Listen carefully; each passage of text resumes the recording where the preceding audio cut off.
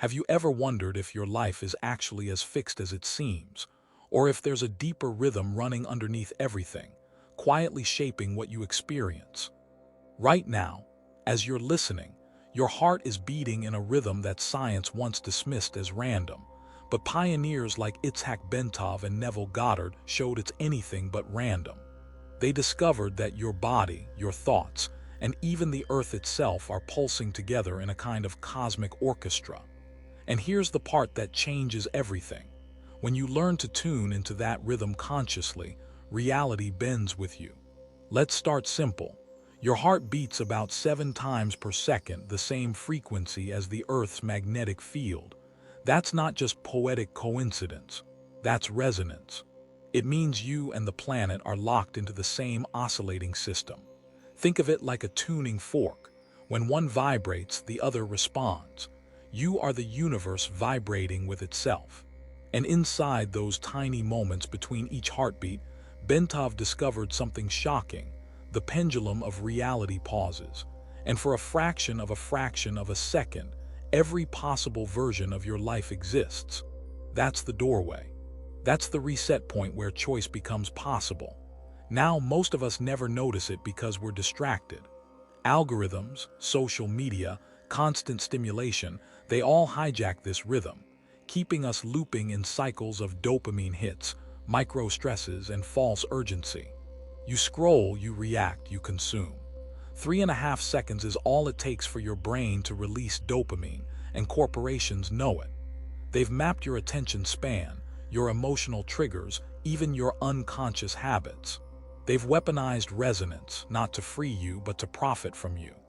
The question is, do you let them keep choosing your frequency, or do you take it back? Bentov, an engineer who survived war and built medical tools that still save lives, didn't stumble into mysticism by accident. He applied science to consciousness and found it wasn't fluffy or vague at all. It was measurable. Electrodes recorded shifts in energy fields when meditators reached deep states. Magnetometers picked up changes around their bodies. Photomultipliers even detected photons of light being emitted when people visualized. Consciousness wasn't locked inside the skull. It rippled out, interacting with the environment, bending probabilities. Imagine sitting in a room and your very thoughts change the numbers being generated by a nearby computer. That's what they measured. Neville Goddard had already been teaching something similar decades before.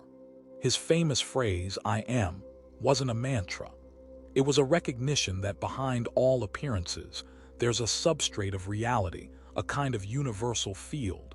And by assuming the feeling of being in the state you desire, you literally step into that version of reality. Not daydreaming, not wishful thinking, actual navigation among infinite possibilities. When Bentov's science and Goddard's practice are placed together, the map becomes undeniable. The body shows us the architecture, and consciousness provides the steering wheel. Picture the universe as a giant donut, what scientists call a torus. Everything flows out, expands, and returns back through the center. At that center point is pure potential, the seed of all possibilities, waiting to be expressed. Every reality you could ever live is encoded there. You don't invent outcomes from scratch, you select them. The question is, from what state are you choosing? Stress, fear, and doubt tune you to one station. Gratitude, coherence, and naturalness tune you to another. Just like a radio, you pick the frequency and the broadcast follows. Think about what this means for your daily life. Right now, your body is pulsing with trillions of oscillations every second. Calcium ions flicker across your neurons. ATP molecules in your cells shift thousands of times per moment. Your heart sends hydraulic waves through your blood and cerebrospinal fluid, coordinating your brain in ways science only recently measured. These are not side effects of life, they are the carriers of your state. When Neville said feeling is the secret, it wasn't metaphor. Bentov proved it. When you genuinely feel gratitude, your heart rhythm organizes, your brain waves synchronize, and your DNA itself shifts into patterns that promote healing and growth.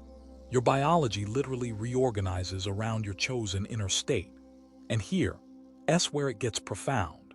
Experiments showed that when meditators reached coherence, that is, when their heart, breath, and brain waves aligned, their imaginations didn't just stay inside their minds. They spilled outward. Photons were detected, magnetic fields shifted, even random number generators in the same building started deviating from chance. The universe bent in subtle but undeniable ways around their coherent state. That's not magic, that's engineering consciousness. But it's not just about meditation on a cushion. It's about realizing that every moment is a reversal point. Every sigh, every pause, every heartbeat is a chance to slip between states and choose differently.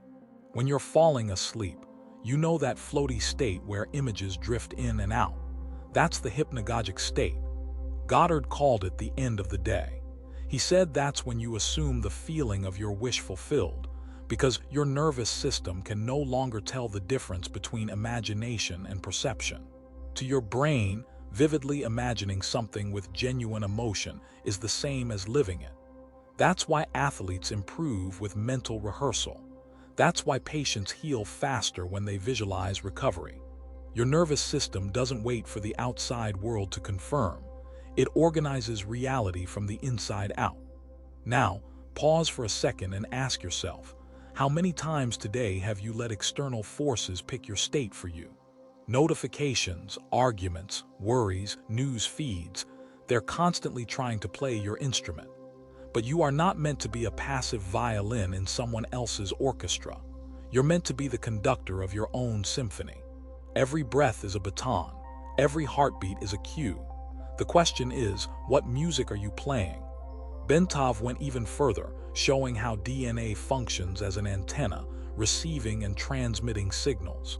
Your very genetic code is influenced by your state of consciousness. That means you are literally rebuilding yourself every moment, not symbolically, not figuratively, physically. Change your state consistently, and you change the very expression of your being.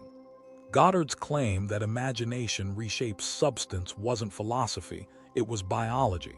And what about society?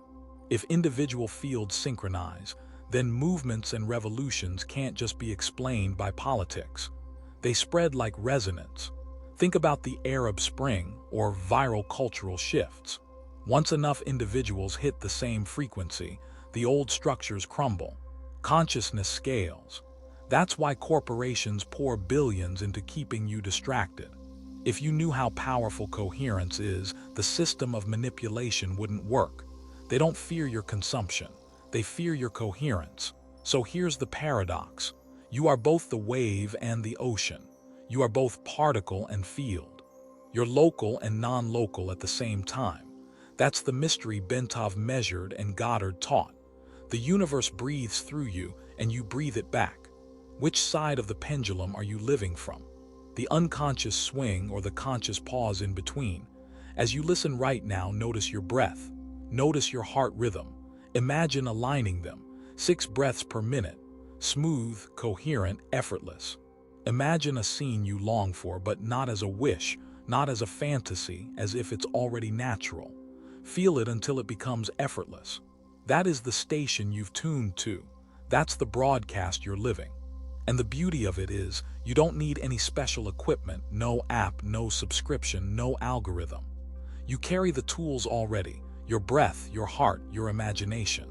4-7-8 breathing, rhythmic practices, meditation, all of these are just ways to sync yourself to the state where reality bends.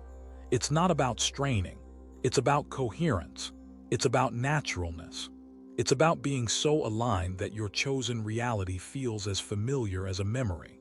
So the next time you find yourself overwhelmed, stop and remember. Every oscillation, every beat, every pause is a chance to select.